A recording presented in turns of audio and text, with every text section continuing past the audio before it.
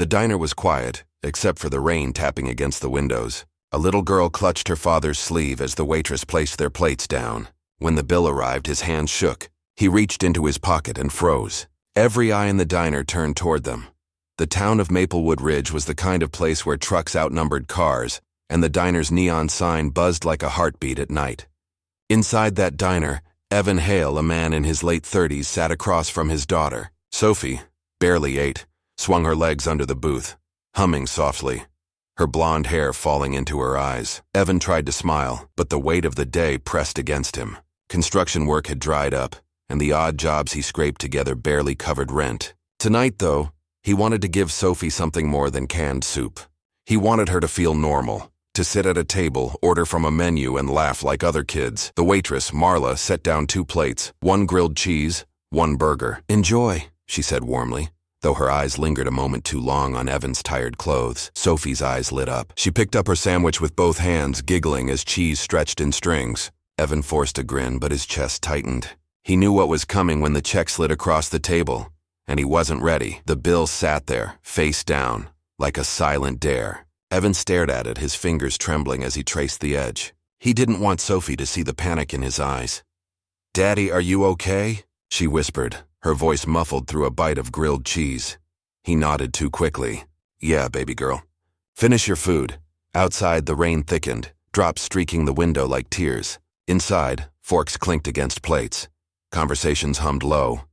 And somewhere near the counter, a radio crooned an old country song. Life went on, except at their booth where time seemed to stall. Evan slipped his hand into his pocket, feeling the crumpled bills, $8.32. The total would be more than that.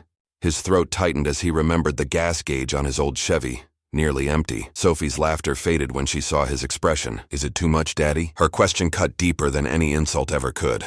He swallowed hard, unable to answer. Across the aisle, someone shifted in their booth, watching, and in that instant, Evan realized they weren't invisible. Evan's pride screamed at him to get up, to walk out, and pretend everything was fine. But Sophie's half-eaten sandwich sat on her plate, and she deserved this small joy. Marla returned, tucking her notepad into her apron. "Everything taste okay?" Evan forced a smile. "Perfect. Thank you." "Great, here's your check." She slid the paper forward gently as if she already knew. Her kindness made it worse. Evan unfolded it slowly. $4.75, his stomach twisted. He did the math in his head. If he gave her all his cash, he wouldn't have enough for gas to get Sophie home. If he kept some back, he'd short the bill. "Daddy?" Sophie whispered again, sensing his hesitation. He opened his mouth to reassure her, but nothing came out. His hands shook as he reached for his wallet, pulling out the crumpled bills, praying it might somehow be enough. Marla stood patiently, pen in hand, though her eyes flickered with something softer than annoyance, and that's when the man at the next table set down his coffee cup and turned toward them. The man was in his early 40s, clean-cut, with a tailored jacket draped across the back of his chair. His presence stood out in Maplewood Ridge, too polished for a truck stop diner. He'd been working quietly on a laptop, barely looking up until now. He studied Evan for a long moment, eyes flicking between the crumpled bills, the half-empty plates, and Sophie's small frame. His gaze softened, though his jaw stayed firm like someone carrying a weight of his own. Marla noticed too. She glanced at the stranger, then back at Evan, waiting. Evan tried to steady his voice. I don't have enough," he admitted quietly, shame dripping from every syllable. He leaned forward, whispering, "Can I just pay part now and come back tomorrow?" Sophie's eyes widened. "But Daddy?" Before Evan could finish, the stranger spoke, his voice calm, carrying easily over the low diner hum. "I've got their tab." The entire room seemed to pause. The forks, the chatter, even the radio's soft twang. Evan froze, his pride battling against the lifeline offered so simply. Sophie turned toward the man, eyes wide with wonder. Evan shook his head instantly, his face flushing. "No, sir. That's kind, but we'll figure it out." His voice cracked on the last word. The stranger leaned back slightly, studying him. "You don't have to." His tone wasn't pitying. It was steady, matter-of-fact, like he'd seen this scene before. Marla hesitated, pen hovering.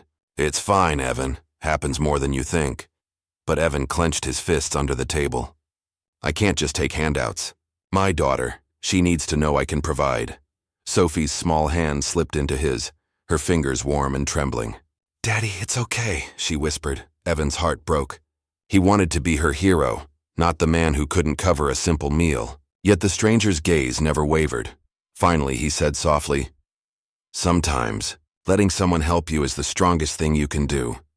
Sophie looked at her dad, eyes shining with hope. And for the first time that night, Evan wondered if this man wasn't just paying for dinner, maybe he was about to change everything. Evan leaned back, torn between pride and desperation. The diner's warm lights buzzed above, casting golden halos across the formica tables. He glanced at Sophie, her hopeful gaze, her small hand gripping his sleeve. She didn't deserve this shame, this constant scraping by. The stranger nodded at Marla. "Put it on my bill," he said firmly. She scribbled something and walked off, her knowing smile gentle but restrained. Evan's throat tightened. "Why? You don't even know us." The man sipped his coffee, then set the cup down deliberately. "Because someone once did the same for me. It stayed with me my whole life." Sophie tilted her head, curiosity sparking. "Did your daddy not have money too?" she asked innocently. A flicker of pain crossed the man's face, but he smiled softly. "Something like that." Evan wanted to protest again, but the weight of exhaustion pulled at him. He exhaled slowly, letting the shame slip through his fingers. For the first time that night, Sophie giggled again, swinging her legs unbothered. And though Evan hated himself for it, he felt the smallest spark of relief. Marla returned, setting down a slice of warm apple pie in front of Sophie. "On the house," she said with a wink. Sophie's eyes widened. "Pie, really?" Evan swallowed hard, emotions tangling in his chest. He wanted to cry, not because of the pie, but because kindness felt like a foreign language he'd forgotten how to speak. The stranger closed his laptop and finally extended a hand. "Name's Graham Alden." His handshake was firm but not intimidating. "I'm passing through Maplewood on business." Evan hesitated before answering. "Evan Hale, this is my daughter, Sophie." Sophie waved with a shy smile, her lips already dusted with sugar from the pie. "You live around here?" Graham asked casually. Evan nodded. "Barely. Trying to keep the lights on, you know." He hated how bitter it sounded, but it was the truth. Graham studied him carefully, like he wasn't just making small talk, but piecing together a puzzle. Sophie interrupted, mouth full. "Daddy builds things. He's really good at it." Evan chuckled nervously, rubbing the back of his neck, but Graham's eyes sparked with interest. And suddenly, Evan felt seen. The diner's door jingled as a couple of truckers stomped in, rain dripping from their jackets. They laughed loudly, filling the quiet space. Evan felt his shoulders tense again, retreating inward. But Graham leaned forward, his voice low, almost conspiratorial. "You're in construction?" Evan nodded slowly. "When there's work. Lately, not much. I'll take anything, roofing, framing, even cleanup crews." Graham tapped his fingers on the table thoughtfully. "Funny, I'm working on a project out near the old mill." "We're breaking ground soon," Evan blinked. "Out by Willow Creek? That place has been dead for years." "Not for long," Graham replied with a small smile. Marla refilled their coffees, giving Evan a reassuring pat on the shoulder before walking away. Sophie tugged at Evan's sleeve. "Daddy, maybe you can help him build stuff." Her innocence made both men chuckle. But beneath Graham's smile was something sharper, calculation mixed with genuine interest. Evan's heart raced. Could this stranger really mean it? Or was this just polite talk, the kind people forget once they walk out into the rain? He dared not hope too soon. Sophie finished her pie, licking the fork with a satisfied grin. Graham leaned back, watching her with a distant softness, as though she reminded him of someone he once knew. "You ever think about leaving Maplewood?" Graham asked suddenly. Evan frowned. "Leave? With what money?" "This town's all I've got, all Sophie's ever known." "But it's also what's holding you back," Graham countered gently. "I grew up in a place like this. Thought I'd rot there forever. Then one chance came along. Rain hammered harder outside, a steady drumbeat against the glass. The truckers laughed at the counter, their voices rough, but Evan barely noticed. Graham leaned closer, lowering his voice. "I'll be straight with you, Evan. I need a foreman. Someone local, reliable, who knows how to put in the hours. The pay is fair. More than fair." Evan froze. "Why are you telling me this?"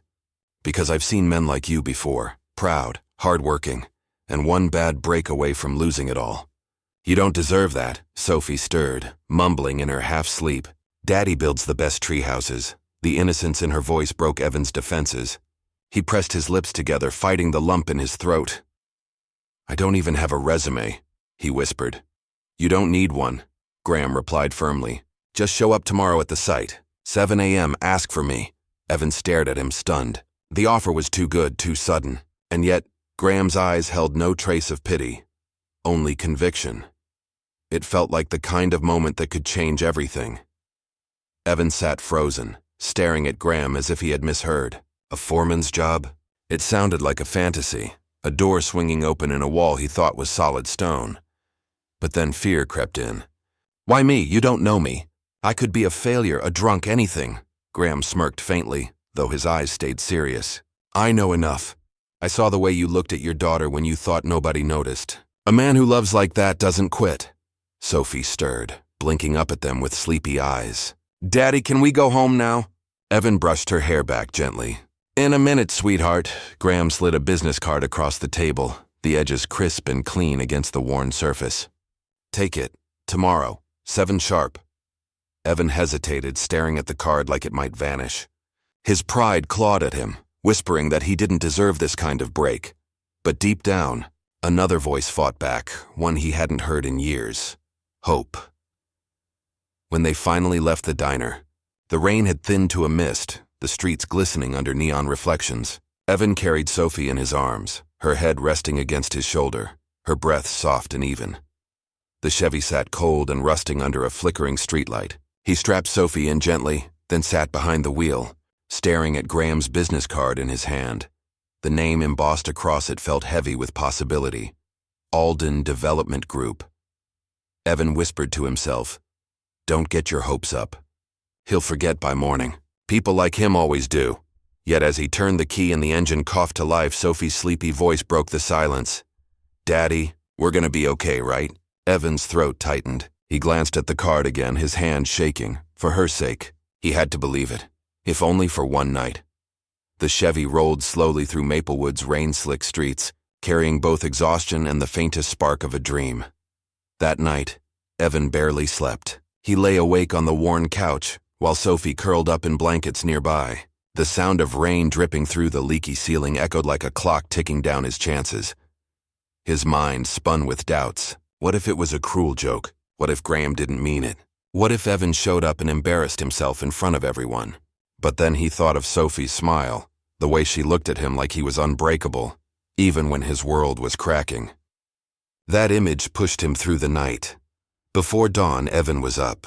He pulled on his best pair of work boots, worn thin at the soles, and grabbed the only decent shirt he owned. Sophie stirred awake, rubbing her eyes. "Daddy, where are you going?" He crouched down, kissing her forehead. "To see if today's the day everything changes." Her sleepy smile was enough to steady him. Evan walked out into the pale gray morning, Graham's card tucked safely in his pocket. The construction site by Willow Creek buzzed with activity. Trucks rumbled across muddy ground, men in hard hats shouted instructions, and steel beams stood like skeletons against the cloudy sky.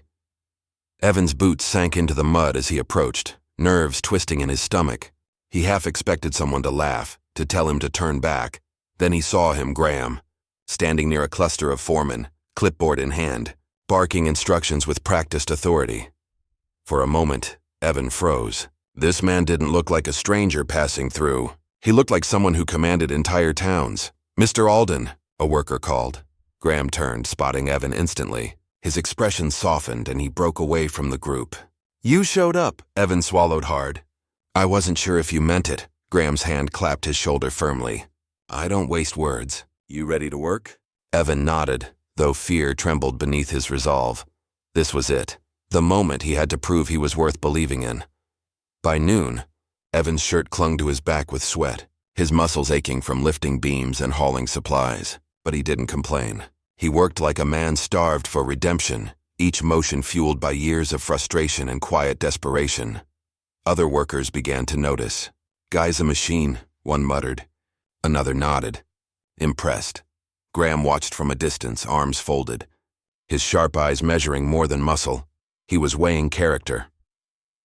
When the lunch whistle blew, Evan sat alone on an overturned crate, pulling a single sandwich from his bag. He glanced around, noticing the other men with hearty meals, laughter, camaraderie. For a moment, loneliness pressed in again. Then Graham walked over, setting down 2 steaming cups of coffee. "You did good today," he said simply. Evan looked up, surprised. "It's just work." "No," Graham replied, his voice steady. "It's survival." And survival. On a crisp Saturday morning, Evan returned to the same diner with Sophie. The neon sign buzzed overhead. But this time, he walked in taller, shoulders squared. They slid into the same booth where weeks earlier he had trembled over a 15 bill. Marla spotted them, her eyes widening with recognition. "Well, look who's back," she said warmly. Sophie grinned. "Daddy's working now. He buys groceries and everything," Marla chuckled, pouring them coffee and juice. Evan's eyes stung, remembering the night she'd quietly covered for him. When the bill came, Evan didn't hesitate. He laid down crisp bills and added a generous tip. "For that pie," he said softly. Marla's eyes shimmered as she nodded, understanding without words. As they left, Sophie tugged his hand. "Daddy, you're smiling again." Evan glanced down at her, his chest swelling with quiet pride. "That's because we're gonna be okay." And in his heart, he knew it was true. Not because of luck, but because one act of kindness had given him the strength to fight for tomorrow. The story of Evan and Sophie wasn't about money or even the job. It was about the moment someone chose to stand up, to see them when no one else would. Kindness isn't charity. It's a bridge. Graham offered a hand, but Evan walked across it. And Sophie? She got her grilled cheese, her apple pie, and most importantly, her father's smile back. Sometimes all it takes is one person to turn a stranger's despair into hope. And in that hope, lives are rebuilt, not just with wood and steel, but with dignity, trust, and love.